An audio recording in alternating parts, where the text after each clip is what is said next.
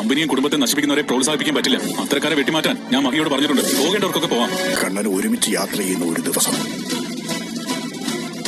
Hello guys, അങ്ങനെ നമ്മുടെ മഹാലക്ഷ്മി പുതിയ പ്രൊമോയില് ഇടിവെട്ട് പ്രൊമോ ആട്ടോ. നമ്മുടെ കണ്ണൻ്റെ കൂടെ ഇപ്രാവശ്യം മഞ്ജുവും സാഗറും കൂടെ ഉണ്ട് കേട്ടോ. അപ്പൊ ഇവര് 3 പേരും കൂടി ആട്ടോ വരുന്നത്. എന്നിട്ട് കണ്ണൻ ദുർഗാമ്മയോട് പറയുന്നുണ്ട്, നിങ്ങൾ മര്യാദയ്ക്ക് ഇവിടെ നിന്ന് ഇറങ്ങിപ്പോക്കോ, നിങ്ങളെ ഒരിക്കലും ഇവിടെ വാഴിക്കാൻ ഞാൻ മഹിനോട് പറഞ്ഞിട്ടില്ല, ഞങ്ങൾക്ക് എന്ത് തരത്തിലുള്ള ബുദ്ധിമുട്ടുണ്ടാക്കിയാലും ആ നിമിഷം നിങ്ങൾ ഇവിടെ നിന്ന് ഇറങ്ങേണ്ടി വരും എന്നൊക്കെ പറഞ്ഞ് നമ്മുടെ ദുർഗാമ്മയോടും ഉണ്ണീനോടും കൂടെ പറയുവാട്ടോ.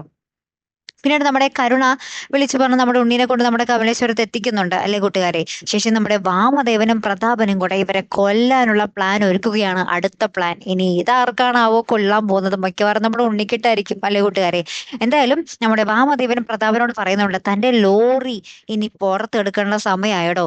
തന്റെ ലോറി അവരൊരുമിച്ച്, അതായത് മഹാലക്ഷ്മിയും കണ്ണനും കൂടി ഒരുമിച്ച് ഏത് ദിവസമാണോ യാത്ര ചെയ്യുന്നത് അന്നേ ദിവസം തന്റെ ലോറി അവരുടെ വണ്ടിയിലിടിച്ച് അവരെ തീർത്തോളണം എന്ന് പറയുകയാണ്.